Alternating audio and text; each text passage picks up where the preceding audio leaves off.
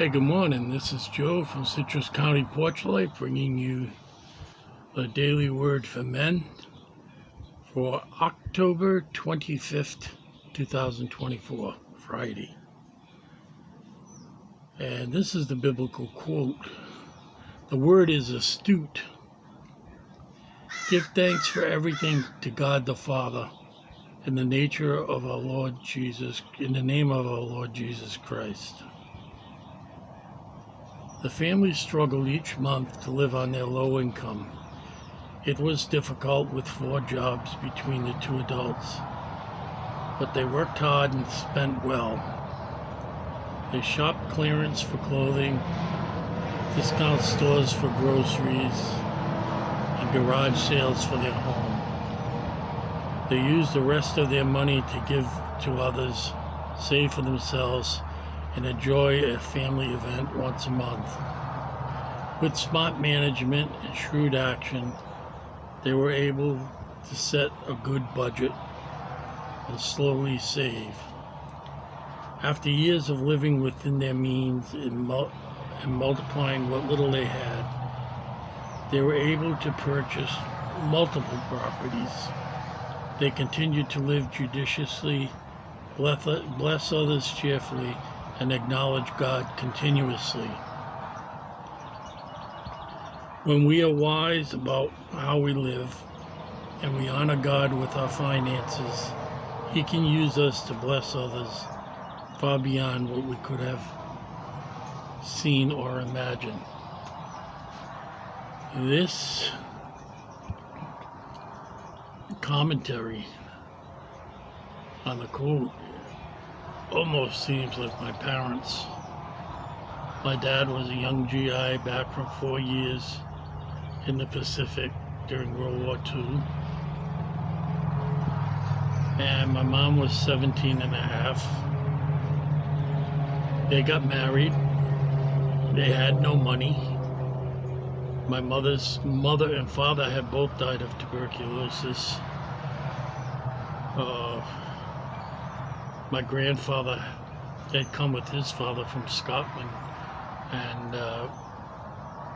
worked in a mill actually, and fabrics, and all that was lost during the Depression. So my grandfather did odd jobs. My father got in the Work Progress Administration and built the reservoir that, not single-handedly built it, but they made camps and the young guys had jobs. And that's where they get their water today. Well, when they got married, at that time, there wasn't the availability of cash that we have today at all. No credit card, stuff like that, unless you were ultra rich. And my mom didn't even have a checking account. They would put money into envelopes and then take a walk down to the central part of the neighborhood I lived in, which was called Oneyville, and they would pay the gas and electric. Well, for their wedding, my mother always wanted a great wedding, so she dreamt of that. In the orphanage, she was orphaned after my grandparents died of tuberculosis. They had to, the pastor of St. Teresa's, that's the school that I went 8 years to, let them have the hall, use the facilities. And that wedding reception was all the people in the neighborhood that knew them coming with what they cooked best. And guys that my father knew that were in a band played. I don't know if he had to pay them or if they did it out of the goodness of their heart. And that's how their marriage started. Right from church, right down to the basement to celebrate. And in very quick succession, they were married in 1947. and my brother John came along in 48, and then myself in 50, and then Matthew, Mark, my sister Virginia, my brother Michael, my brother Jimmy,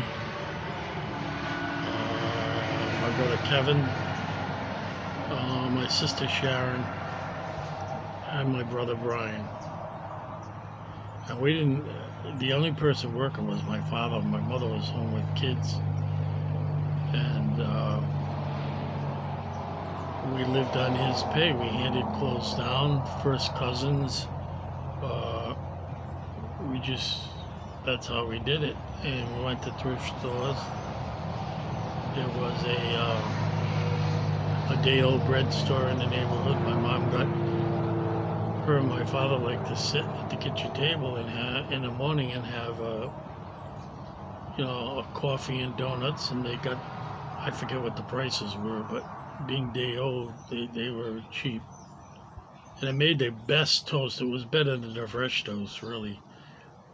And that's how they started their life, pinching and saving.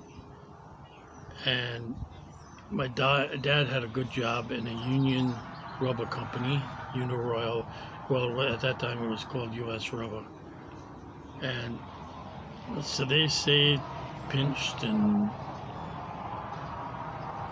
saved as much as they could, but always had a place for someone who was hungry. And that's how I grew up. Since I was the oldest one in my family and the biggest of my first cousins, I got the new clothes. But I remember there was a shoe guy, a cobbler in the neighborhood, who would take an old pair of beat up shoes. We had to have black shoes. He'd put on rubber taps. He'd put on a heel and sole when you could do that, where they weren't throwaway. And they looked like $1 million, like they were brand new. And all the people in the neighborhood did that. There wasn't the money that there is, the easy access to money. You had to make do with what you had. So, the story is that my mother always wanted to continue her education, and she went on to get a BS and an MSW, a Master of Social Work, and kind of run the local Head Start office. So there was success in that, and my dad got 5 years.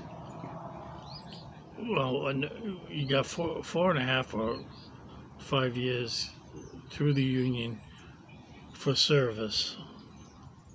All his time in the Pacific, in the Army, was covered. So when that particular Uniroyal location closed down, he met the retirement age for the full pension, which was good. And he, even then he shared. When he retired, instead of doing all the things, you normally think of, sitting home watching TV, going fishing, he became a foster grandparent. He loved having kids. He loved every one of his 10 kids. I mean, you see videos on YouTube today about a father playing with the kids, and people comment, "Oh, it's so nice to see that today." My father was so involved in everything we did. He loved it.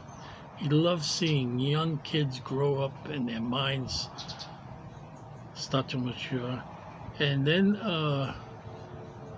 as he aged and got too old, he went and he became a baby holder. He called me up and said, "Joe, can you give me a ride to work?" At that point he wasn't driving. So I'd give him a ride to work at his job, which was holding little preemie babies at Women and Infants Hospital.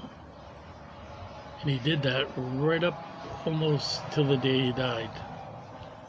And it was wonderful. He'd take the ones that no one else could calm down, the little crack babies, and just hold them and talk to them, let them feel the warmth and have that human interaction.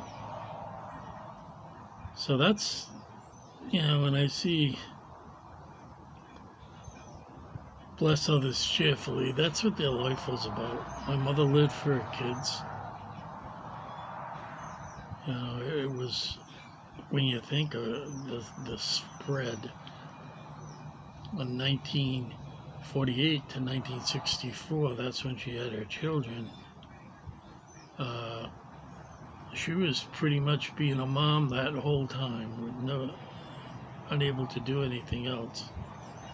But she never complained. But she did, as soon as we all got 18, she packed up. Well, she didn't pack up her bags and leave, but she went to school and she got a BS, then went to MS, got a good job, and she didn't retire at her regular retirement age. She retired at 78. She wanted to keep working. She loved it. And she finally retired, and at 78, imagine that. So it says here, this is the question. I've gone on about my own family, but it's all true. What can you do to bless someone today out of your abundance? Well, I don't have much abundance. I do have some, and I've already contributed to recovery efforts for the hurricane. I know there are a lot of people that didn't have flood insurance. When I got here, I said I'm going to get hurricane insurance, I'm going to get flood insurance. Since I'm going to be here till I die, I want to be insured, and I want to make sure I have the means to have my house fixed.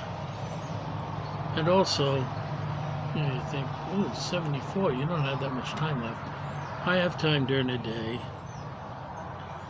and I'm part of a family visitor program in this particular community where we go and do check-ins, just stop and see if someone that has had, surgery relatively recently is up and about and not stuck in a bed, unable to get up. And I also take people to medical appointments, stuff like that. I share my time. And then my favorite thing to do is teaching math. I teach math at the library, GED math, and I love doing that. I love helping people get along with their life. They're stuck for whatever reason. They had to drop out of high school, and just to be able to continue that. And there are very few people that can teach the math portion of the GED program. We have a lot of literary tutors, but few numeracy tutors, and I like doing that. That's pretty much continuous. I have one person, leave the program and another start, and I like that. So, I hope I didn't bore you with stories of my family.